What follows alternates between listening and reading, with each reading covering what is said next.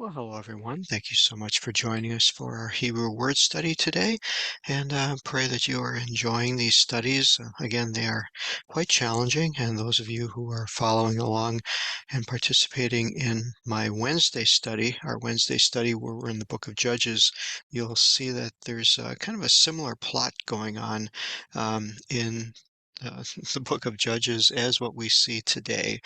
Both of them are very somewhat challenging and show the baser, worst side of humanity, if you will. And so you're going to see that today.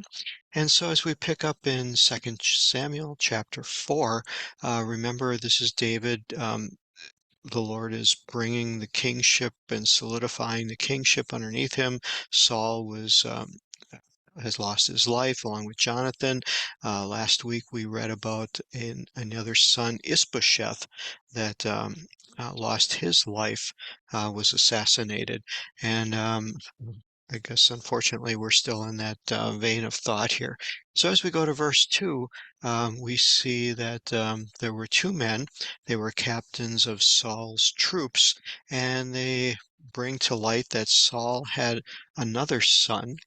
The name of one of these men here, one was Ba'anah.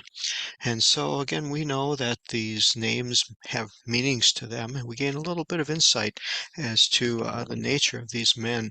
And so we're going to click on this hyperlink here, opens it up, and it just, of course, the first thing you get is it's just says it's the name of some guy. And the word origin is challenging. It's not, there's no certain deviation where to find it from. But then we go down a little bit longer, then it says it's a derivative of the word ana. So let's click on the word ana. And ana means to be bowed down or afflicted, to humble yourself, to be oppressed.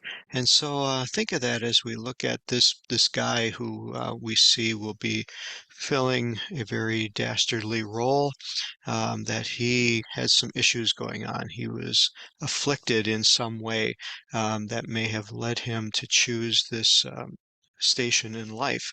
So his cohort here as we go on, his name is Rechab. So let's take a look at his name and see what his name talks about. And this guy gets a little bit more exciting. He's part of a band of riders, nomadic family. Um, he's from Benjamin, but again, a band of riders. And right away you think of people who are kind of up to no good, who are terrorizing. Maybe the pirates of the day, the bandits that were in the hillsides. And then we look at, okay, he had a dad. Why did they list his dad's name in here? Again, that's what we find beautiful in the Bible, is when names are mentioned, they're not there just by happenstance. They have a meaning to them. So we're going to click on Ramon and take a look at where he comes from. And again, this is still gives you some really good indication here that Ramon, he was named after a Syrian god. So maybe this guy wasn't an Israelite at all. If he was, he's certainly coming from a family history that is not worshiping and following the one true God of Israel. If you would name your child after a Syrian god, it shows that you are not in a good place here. And so there's a lot going on in these family dynamics here. And then, of course, we have Haberoth, and we see a word in here that you'll find is somewhat recognizable throughout the Bible. The word beer, B-E-E-R, is not the beverage that we know of it in English, but it is the word for um, a well. So you think of Beersheba, which would be the seven wells. And there are many other names that you'll remember in the Bible that start with B-E-E-R, and they connotate wells that are important. So here, this guy grew up at a place near the well where there were wells, but yet they were sons of Benjamin. And so it gives you a little bit of history on them. And so now we talk about you know, what's happening and how they're going to fit in. So we get to verse 3, and they fled.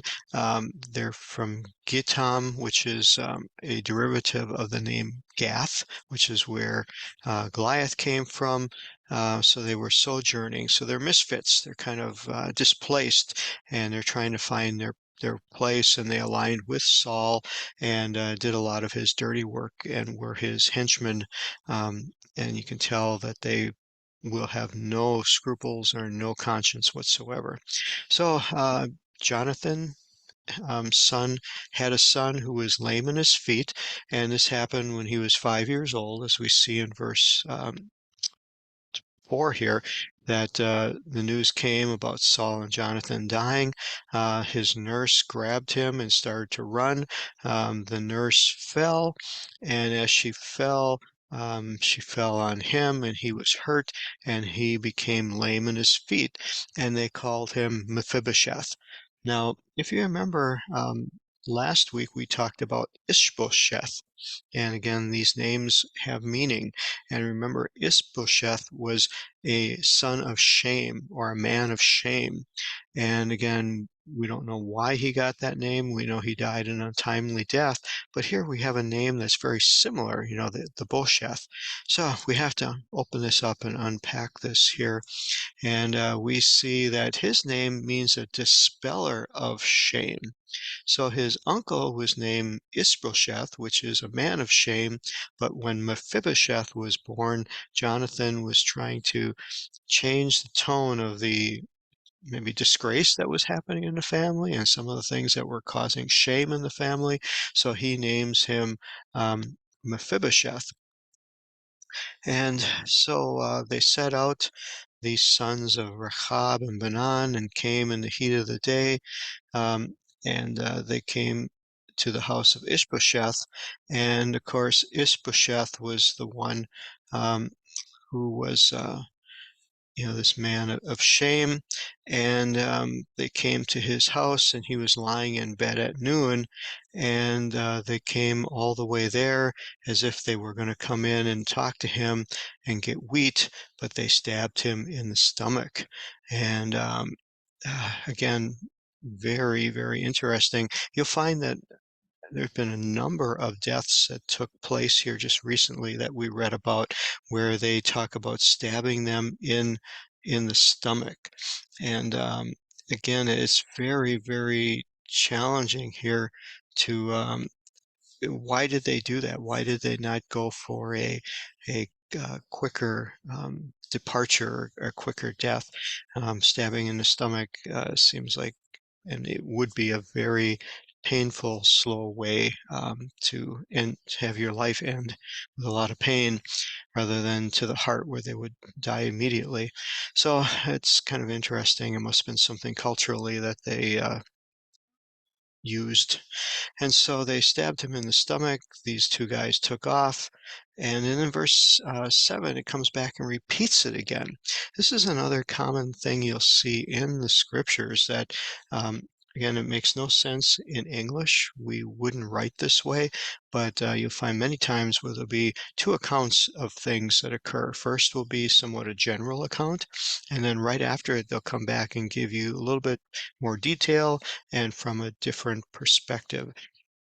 And we see that in the account of creation. We see where first is the creation of man, and then we come back in the next chapter and we get more detail of it. And it's very common. It is actually a very Semitic way or Middle Eastern way of how they relate to things. Remember, the Bible is not meant to be a analytical, historical book from a way that you can do it in a scientific manner and go through it. It is a book of poetry. It is a romantic language such that it has emotions and feelings. And so the Bible is written in this vein of thought, so we can't look at it the same way that maybe we would analyze things in our English or Western viewpoint of trying to dissect it and analyze it and make sense out of it. We have to take it for how it was written, that it appeals to the emotions, it appeals to the heart, it appeals to the things that are make up the emotional side of people, and that's why things are sometimes repeated the way they are, to make sure that the emotions are coming through and make sure we are getting the full word pictures of what's happening here. So verse 7 says they came into his house and he was lying on his bed in the bedroom and they struck him and killed him. And then a little bit more information, that he was in his bedroom and they beheaded him and they took his head. Um, and as they were escaping all night, they brought the head of Ishbosheth to David and said, "Here is Ishbosheth, the son of Saul, your enemy, and your life is avenged." And, everybody's going to be happy. They mentioned the name of Yahweh in here and think that David's going to be all pleased by this. They're going to get a big bonus. They're going to be promoted in the kingdom. And, look at the great guy that they were to help David out. Well, we're going to end here because I want to leave you kind of coming back next week and see, did things work out that the way they wanted? Did everything play out in that way? Was David pleased? Was he not pleased? I hope you're enjoying these little nuggets of the saga as it continues. And thank you again so much for being a part of this study, and pray that it's a blessing in your life. And look forward to talking to you again next week. Bye bye.